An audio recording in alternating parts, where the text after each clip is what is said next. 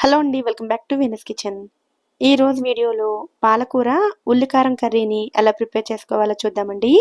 సాధారణంగా ఆకుకూర అనగానే పిల్లలు కానీ పెద్దలు కానీ తినడానికి ఇష్టపడరు.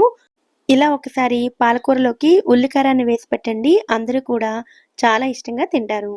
వీడియోని చివరి వరకు చూసి ఈ రెసిపీని మీరు కూడా తప్పకుండా ట్రై చేయండి. ఈ కూరను చేయడం కోసం నేను 3 మీడియం సైజ్ పాలకూర కట్టలను తీసుకున్నానండి. కాడలు లేకుండా కేవలం ఆకులను మాత్రమే తీసుకుని శుభ్రంగా కడిగి ఇలా సన్నగా తరిగి తీసుకోవాలి. ఇలా ఆకుకూరను రెడీ చేసి పెట్టుకోండి.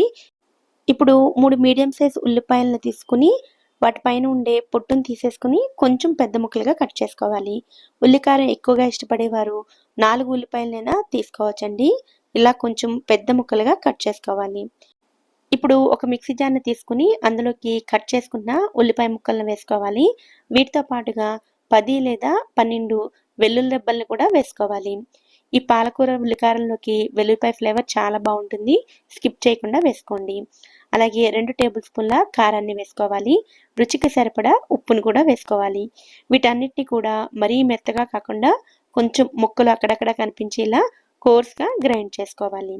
ఇలా గ్రైండ్ చేసుకున్న పేస్ట్‌ని పక్కన పెట్టుకుని ముందుగా స్టవ్ మీద ప్యాన్‌ని పెట్టుకుని అందులోకి 3 టేబుల్ స్పూన్ల నూనె వేసుకోవాలి. నూనె వేడైన తర్వాత ఇందులోకి అర టీ స్పూన్ ఆవాలు, అర టీ స్పూన్ జీలకర్ర వేసుకుని ఆవాలు చిటపటలాడేంత వరకు ఫ్రై చేసుకోవాలి. తర్వాత ఇందులోకి 1 టీ స్పూన్ శనగపప్పు, 1 టీ స్పూన్ మినపప్పును కూడా వేసుకుని వాటిని కూడా ఫ్రై చేసుకోవాలి. ఇవన్నీ బాగా ఫ్రై అయిన తర్వాత ఇందులోకి 2 ఎండుమిరపకాయలు, ఒక రెమ్మ కరివేపాకును కూడా వేసుకుని ఒక్కసారి వీటిని కలుపుకున్న తర్వాత ముందుగా గ్రైండ్ చేసుకున్న ఉల్లికారాన్ని నూనెలో వేసుకుని మంటను మీడియం ఫ్లేమ్లో పెట్టుకుని ఫ్రై చేసుకోవాలి. ఉల్లికారం కూరలకి నూనె కొంచెం ఎక్కువే పడుతుందండి. ఈ ఉల్లి ముద్దలోని పచ్చివాసన అంతా పోయి నీరు ఆవిరైపోయేంత వరకు మధ్య మధ్యలో కదుపుతూ ఆయిల్ సెపరేట్ అయ్యేంత వరకు కూడా మూత పెట్టుకుని కుక్ చేసుకోవాలి. ఈ ఉల్లి ముద్ద వేగడానికి 10 నిమిషాల దాకా టైం పడుతుందండి. కూర రుచంతా కూడా ఈ ఉల్లి ముద్దను వేయించడంలోనే ఉంటుంది. ఉల్లి ముద్దనంతటిను బాగా ఫ్రై చేసుకుంటే ఆయిల్ ఇలా సెపరేట్ అవుతూ ఉంటుంది. నూనె ఇలా సెపరేట్ అయితే ఉల్లికారం రెడీ అయిపోయినట్లే. ఇప్పుడు ఇందులోకి ముందుగా కట్ చేసుకుని ఉంచుకున్న పాలకూరను వేసుకోవాలి. పాలకూర వేసుకున్న తర్వాత అంతా ఒకసారి బాగా కలుపుకుని మూత పెట్టుకుని కుక్ చేసుకోండి. ఇలా ఆకుకూర వేసిన తర్వాత ఒక్కసారి మూత పెట్టి కుక్ చేసుకోవడం వల్ల ఆకుకూరలో ఉండే నీరంతా కూడా సెపరేట్ అయిపోతుంది. ఇప్పుడు ఈ నీరంతా కూడా ఆవిరైపోయి ఆయిల్ సెపరేట్ అయ్యేంత వరకు ఫ్రై చేసుకోవాలి.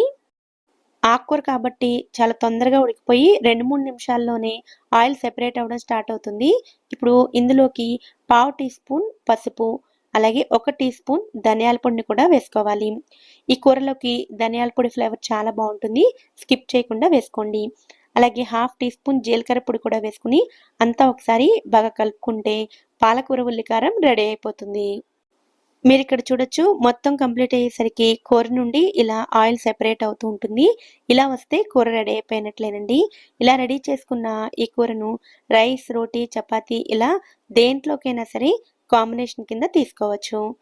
ఉల్లిపాయలు శరీరానికి చలువ చేస్తాయి. ఆకుకూర ఆరోగ్యానికి చాలా మంచిది.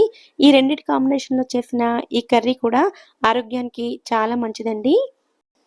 ఎంతో సింపుల్‌గా అయిపోయే ఈ పాలకూర ఉల్లికారాన్ని మరి మీరు కూడా తప్పకుండా ట్రై చేయండి.